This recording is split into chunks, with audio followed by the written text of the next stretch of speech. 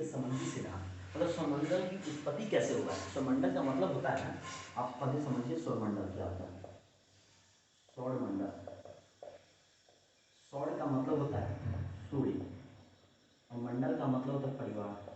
सूर्य के परिवार को स्वरमंडल कहते हैं। सूर्य के परिवार में कहने का सेंस हुआ ग्रहों, उपग्रह, सूर्य, सब के परिवार को, मतलब ग्रहों के परिवार को सौरमंडल कहते हैं। सौरमंडल कहने मतलब सौरमंडल में ग्रह भी आता है, उपग्रह, सूर्य, उल्का पिंड, क्षुद्र ग्रह, सारा चीज आता है। इस सौरमंडल कैसे बना है, इससे संबंधित वैज्ञानिकों ने सिद्धांत दिया। इससे संबंधित वैज्ञानिकों ने 3 सिद्धांत दिया। पहला सिद्धांत दिया गया है एक तारा सिद्धांत। पहला सिद्धांत दिया एक तारा सिद्धांत। एक तारा सिद्धांत को इंग्लिश में बोल सकते हैं mono star theory. Mono star theory. इसके बाद अगला सिद्धांत दिया द्वैध सिद्धांत, द्वैध तारा सिद्धांत, द्वैध तारा सिद्धांत। इसको बोल सकते हैं डुएल स्टार थ्योरी। अगला सिद्धांत दिया गया है दोहरे तारा सिद्धांत, डुएल स्टार थ्योरी। आप देखिए, सबसे पहले देखिए एक तारा सिद्धांत किसने दिया था। एक तारा सिद्धांत में 2 वैज्ञानिक ने दिया था। पहला वैज्ञानिक कांट था, सेकंड वैज्ञानिक लाप्लास था। कांट ने गैसीय सिद्धांत दिया था,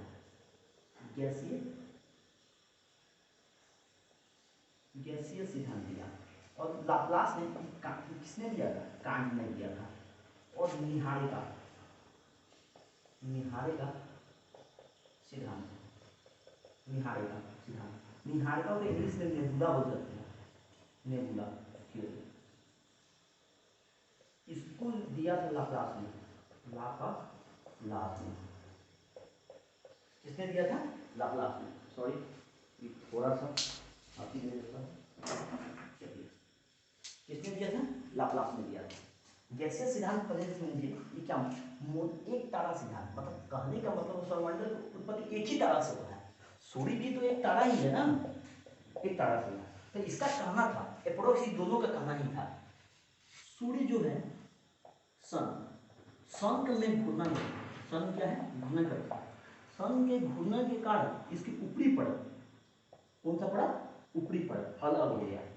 क्या हो गया, अलग हो गया। ऊपरी परत क्या हो गया, अलग हो गया, अलग हो गया।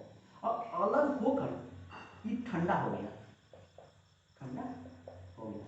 और ठंडा होकर ये किसका निर्माण किया, ग्रह का निर्माण किया, ग्रह का निर्माण किया। कहने का मतलब सूर्य घूर्णन करती है और इसके घूर्णन के कारण इसकी ऊपरी परत अलग हो गया, और अलग होने के बाद ठंडा हो गया, और ठंडा के बाद ये क्या है, ग्रह का निर्माण कर दिया। इसके बाद ग्रह का विकास हुआ। ये दोनों अप्रोच इसी तरह का एक सिद्धांत दिया। तो ये दोनों सिद्धांत मान्यता नहीं है, दोनों सिद्धांत क्यों नहीं मान्यता है। हमको सौरमंडल की जब पता चला, मतलब सौरमंडल के बाद आगे जैसे अध्ययन चला, तो इससे पता चला सूर्य का जो संरचना है, सूर्य का जो संरचना है ग्रह की संरचना से अलग है, ग्रहों की संरचना से अलग है। ये दोनों बराबर नहीं है। यदि बराबर आता तो ये मोनो स्टार थ्योरी तो सही रहता। बराबर आता तो मोनो स्टार थ्योरी, मतलब इस कहने का मतलब जो सूर्य की संरचना है ग्रहों की संरचना से अलग है। यदि अलग नहीं रहता तो मोनो स्टार थ्योरी सही रहता। अब ये बोला गया है सूर्य से ही ग्रह नहीं बनता, लेकिन रियल में क्या है, सूर्य का संरचना तो ग्रह से अलग है ना। तो इसलिए ये मोनो स्टार थ्योरी क्या है, इसका मान्यता आप सिर्फ ये सब आपको समझाने के लिए बोल दिए कैसा था क्या हुआ, तो ये मत याद कीजिएगा। ये आपको वो तो एक बात समझ में आ गया, मोनो स्टार थ्योरी का सूर्य के घूमने के कारण ऊपरी परत अलग हो गया, ठंडा हो गया, ग्रह का निर्माण किया, ग्रह का विकास हुआ। ये सब आपको समझाने के लिए, ये सब भूल जाइएगा, कभी एग्जाम में आएगा। यही गैसीय सिद्धांत किसने दिया था? टाइम ने। घाटा सिद्धांत किसने दिया था? लाप्लास ने। यही चीज आएगा। आप समझिए ड्यूअल स्टार थ्योरी क्या है? ड्यूअल स्टार थ्योरी क्या है?